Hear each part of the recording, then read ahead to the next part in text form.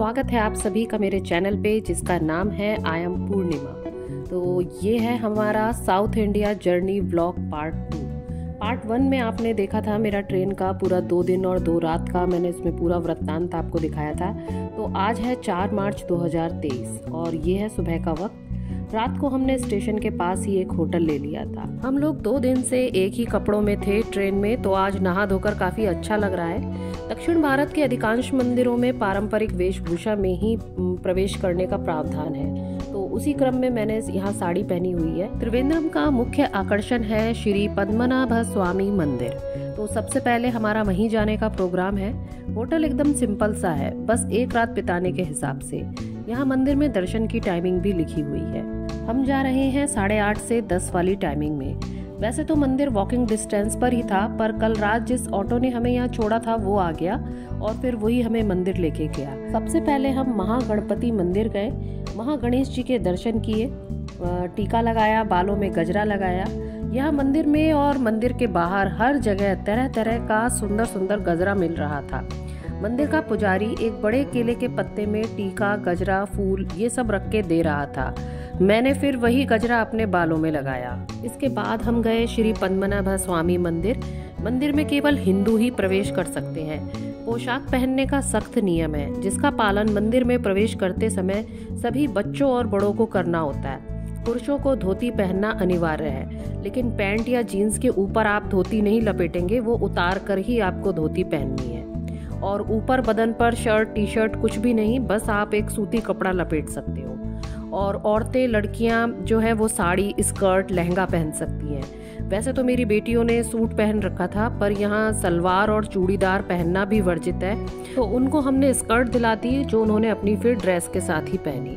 फिर यहाँ हम मोबाइल नहीं ले जा सकते थे, इसलिए मोबाइल हमने फिर वो ऑटो वाले को ही दे दिया और फिर हम पांचों फिर अंदर दर्शन के लिए चले गए। यह मंदिर भगवान विष्णु को समर्पित है। इस मंदिर के गर्भगृह में भगवान विष्णु की एक बड़ी मूर्ति विराजित है, जो अपनी सवारी शेषनाग पर शयन मुद्रा में विराजमान है, जिसे देखने के लिए रोज हजारों भक्त दूर दूर से यहाँ आते हैं। इस मंदिर के गलियारे में अनेक खंभे बने हुए हैं, जिन पर अद्भुत नक्काशी की गई है। इस मंदिर पर कभी कोई विदेशी हमला नहीं हुआ है। मंदिर का निर्माण राजा मार्तंड ने करवाया था। त्रावणकोर के राजाओं ने 1947 तक राज किया। आजादी के बाद इसे भारत में विलय कर दिया गया, लेकिन सरकार ने इसे अपने कब्जे में नहीं लिया। इसे त्रावणकोर के शाही परिवार के पास ही रहने दिया। तब से इस मंदिर का कामकाज शाही परिवार के अधीन एक प्राइवेट ट्रस्ट है, तो वो उसको देखता चला आ रहा है। इस मंदिर का एक रोचक तथ्य आपको बताती हूँ। 2011 में सर्वोच्च न्यायालय के आदेश पर मंदिर के तहखाने में बने 5 खुफिया दरवाजे खोल दिए गए, जो सदियों से बंद थे। हर दरवाजे के पार उन्हें सोना, चांदी, इन सब के काफी अंबार मिले, जिसकी अनुमानित कीमत करीब 2200 करोड़ डॉलर थी। लेकिन जब वे आखिरी चैम्बर बी पर पहुंचे तो उसे खोलने में नाकाम हो गए। वहाँ 3 दरवाजे हैं। पहला दरवाजा लोहे की जड़ों से बना हुआ है, दूसरा लकड़ी का बना भारी दरवाजा है और अंतिम दरवाजा लोहे का बना एक बड़ा ही मजबूत दरवाजा है।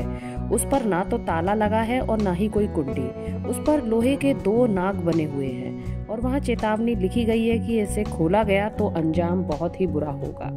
कहा जाता है कि इसे एक मंत्र से बंद किया गया है और उसे कहते हैं अष्टनाग बंधन मंत्र, मगर वो मंत्र क्या है ये कोई नहीं जानता।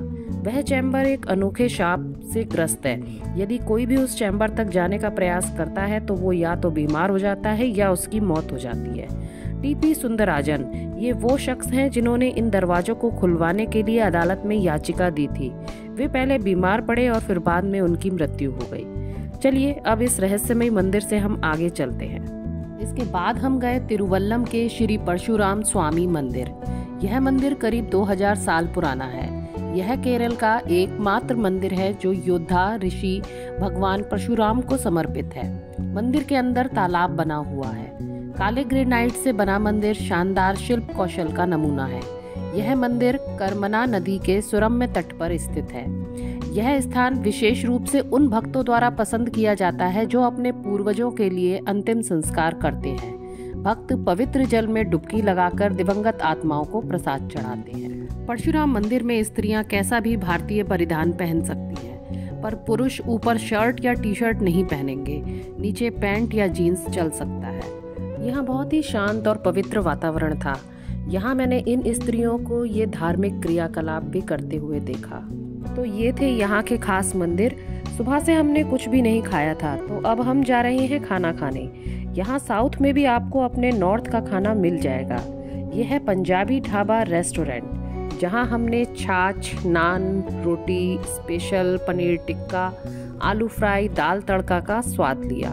खाना बहुत ही स्वादिष्ट था। खाना खाने के बाद हम सीधे निकले बैक वाटर एडवेंचर के लिए। केरल भारत का एक खूबसूरत राज्य है जो कि अपने बैक वाटर के लिए दुनिया भर में मशहूर है। केरल के लिए मीठे पानी का सबसे प्रमुख स्रोत बैक वाटर है, जो कि समुद्री वनस्पति और जीवों का एक विशाल स्थान बन गया है।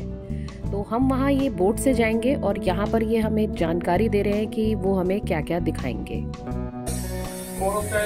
गोल्डन सन बीच पर आप रुक सकता है, आइलैंड भी जैसा है। यहाँ जाने के लिए रास्ता नहीं है, तो बोट पे जाना पड़ेगा। संगम पॉइंट दिखाएगा, एलिफेंट रॉक फॉर्टिफिकेशन पॉइंट, वहाँ पे बहुत सारा चिड़िया मिलेगा, फोटो खींच सकता है। खाने का फैसिलिटी चाहिए तो ऑर्डर करके खा भी सकता है। प्रोटीन कॉटेजेस, एक रिसोर्ट जो पूरे पानी के ऊपर पड़ा रहता है, वो भी दिखाया। अपना जो बाहुबली का पता है शूटिंग हुआ, वो हमने ये पूरा ही पैकेज लिया जो 2.5 से 3 घंटे का था और सारे ही घूमने के पॉइंट इसमें कवर हो रहे थे। बार्गेनिंग के बाद ये पैकेज हमें मिला 6,200 रुपए में। तो सबसे पहले मैं आपको ये बता देती हूँ कि बैक वाटर होता क्या है।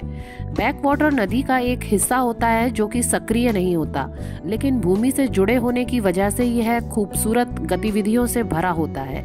इसमें हाउस बोट और छोटी नाव चलती है और इसमें पर्यटक नदी के किनारे से जुड़े हुए रोचक स्थान और दृश्य देख सकते हैं। देखिए कितना सुंदर नज़ारा है। बीच में हमारी बोट चल रही है और हमारे दोनों तरफ हरे भरे पेड़ लहलहा रहे हैं। प्रवासी पक्षियों की भी यह काफी पसंदीदा जगह है। यहाँ दुनिया भर के तरह तरह के पक्षी हमें देखने को मिले। यही कई पक्षी होगा। पानी में डुबकी लगा के मछली खाता है। पानी का कौवा। पानी का कौवा। हवा चल रही है ना। वो डर भी नहीं रहा। अरे उड़ा दिया। पानी का कौवा। वैसे तो उसका नाम कुछ और होगा, पर हमारे बोट वाले ने उसका नाम बताया पानी का कौवा। सर्दियों के मौसम में यहाँ पीक सीजन माना जाता है, तब यहाँ ज़्यादा भीड़ और ज़्यादा महंगाई आपको देखने को मिलेगी। मार्च का यह समय यहाँ का ऑफ सीजन है। ये बात तो मुझे यहाँ आकर पता चली। मौसम काफ़ी सुहाना हो रहा था, ठंडी ठंडी हवा चल रही थी। हमारी नाव कभी झाड़ियों के बीच से गुजरती तो कभी खुले आसमान के नीचे से। सब कुछ बहुत ही खूबसूरत था। अच्छा canal AVM canal Tamil Nadu this Tamil Nadu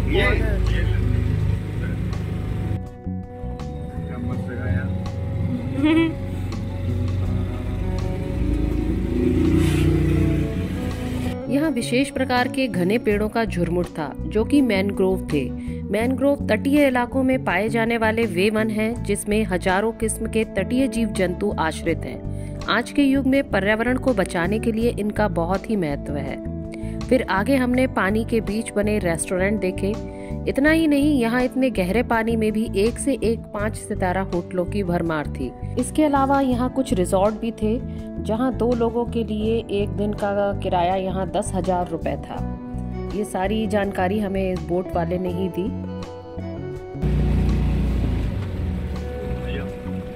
mango भी बट मैंगो नहीं है, वाला मैंग्रोव है। मैंग्रोव वाला पॉइजन फ्रूट है। Poison this one is death fibre. Poison fruit है। ओके वाला पेलिकन है।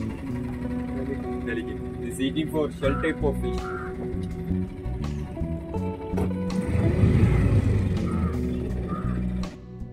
तमन्ना एंड प्रभास फर्स्ट।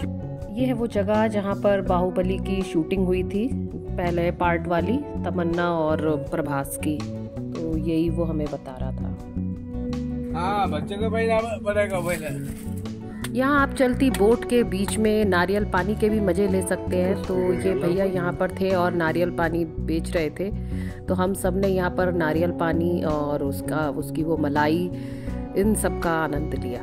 वैसे तो यहाँ के बाज़ार में नारियल का रेट 20 से 30 रुपए होता है, पर क्योंकि ये यहाँ बेच रहा था तो यहाँ इसका रेट था 50 रुपए पर नारियल। अब इसके पैर वैसे तैरने वाले। यहाँ की खूबसूरती मैं आपको कितनी दिखाऊं और क्या क्या बताऊं। यहाँ का तो कोना कोना कैमरे में कैद करने योग्य है। यहाँ के लिए तो एक डेडिकेटेड लॉन्ग वीडियो बनना चाहिए, पर क्या करें, आगे और भी बहुत सी चीज़ें हैं जो आपको दिखानी है। तो चलिए अब हम यहाँ से आगे बढ़ते हैं। आगे जाकर ये मरियम हमें दिखाई दी, ये मेडिटेशन पॉइंट है। फिर हम इसके आगे बढ़े तो हाथी नुमा चट्टान हमें देखने को मिली, जो कि बड़ी ही रोचक लग रही थी। अब इस बीच आगे हो रहा है बैक वाटर और समुद्र का मिलन, जो कि बहुत ही अद्भुत था। शांत जल के साथ लहरों से भरे समुद्र का संगम। बोट वाला फिर हमें उस तट पर ले गया जिसके आगे समुद्र था। फिर थोड़ा समय हमने वहीं बिताया।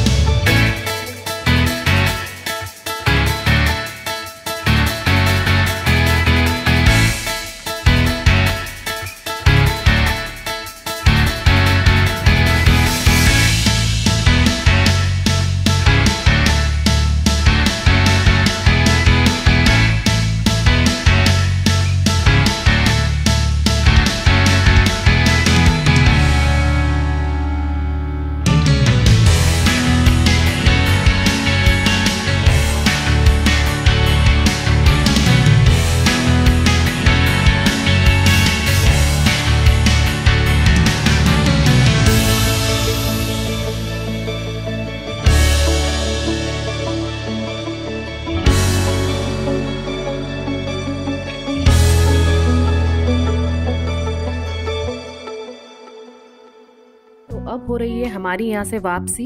एक तरफ से हम आए थे, अब हम दूसरी तरफ से यहाँ से वापस जा रहे हैं। यहाँ जलीय जीवों में से कुछ खतरनाक व विषैले भी हो सकते हैं, फिर भी स्थानीय लोग इस जल में भी उतरकर अपना काम करते नजर आते हैं। और हम याद ही कर रहे थे कि कोई ऐसा जीव जंतु दिखे, और फिर देखिए हमें क्या दिखा।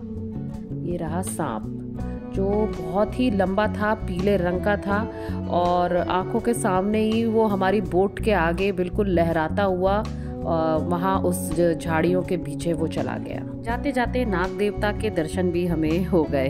एक दिन में त्रिवेंद्रम में क्या क्या देखा जा सकता है, ये आप आज के व्लॉग में अच्छे से जान जाएंगे। अब यहाँ से हम जा रहे हैं अजीमाला शिव मंदिर। अरब सागर के तट पर यहाँ भगवान शिव की भव्य प्रतिमा है। सोशल मीडिया में आपने इस प्रतिमा को जरूर ही देखा होगा, मैंने भी देखा था, पर आज साक्षात मुझे इनके दर्शन प्राप्त हो गए। यह भगवान शिव की 58 फीट ऊंची मूर्ति है। यह केरल में सबसे बड़ी शिव मूर्ति है। मूर्ति इतनी ऊंची है कि ऐसा लगता है कि यह आकाश को छू रही है। भगवान शिव बड़ी ही मनमोहक मुद्रा में बैठे नजर आते हैं। इन्हें देखकर मैं बहुत ही रोमांचित हो उठी थी। इस जगह से जाने का तो मन नहीं था, पर क्या कर सकते हैं। आज की यात्रा के अंतिम पड़ाव की तरफ हम चलते हैं और वह है कोवलम बीच। यहाँ हमने मम्मी को बीच पर बने शेड में बिठा दिया और हम चारों चल दिए बीच पर अटखेलियाँ करने। हालांकि धूप बहुत तेज थी, पर फिर भी हम लोग पानी में मस्ती करते रहे।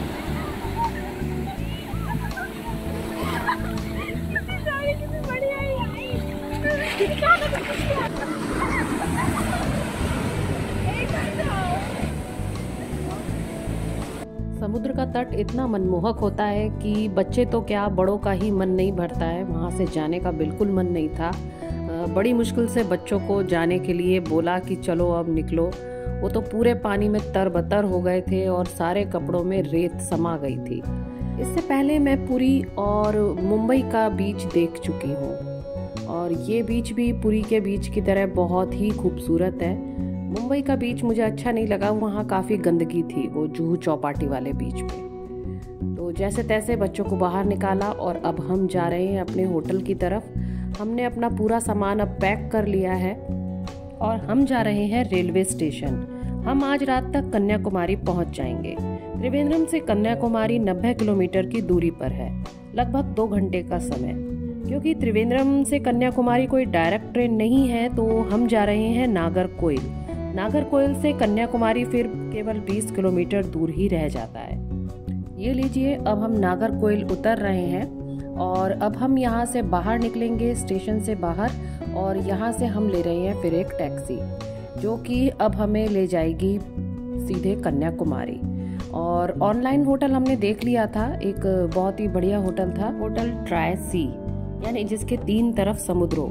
और ये होटल जो है समुद्र तट से बस कुछ ही मिनटों की दूरी पर है। हम आराम से वॉक करते हुए समुद्र तट पर जा सकते हैं। तो अब हम अगले दिन जाएंगे, देखेंगे कि वहाँ क्या माहौल है, कैसा है कन्याकुमारी का ये तट। तो आज के व्लॉग में बस इतना ही। फिर मिलती हूँ आपसे अपने नेक्स्ट व्लॉग में, जिसमें हम व्याख्या करेंगे कन्याकुमारी की कि यहाँ मैंने फिर उस दिन क्या क्या देखा, क्या क्या किया। तो आशा करती हूँ आज का व्लॉग आपको अच्छा लगा होगा। फिर मिलती हूँ आपसे, तब तक के लिए टाटा बाय बाय और थैंक्स फॉर वॉचिंग।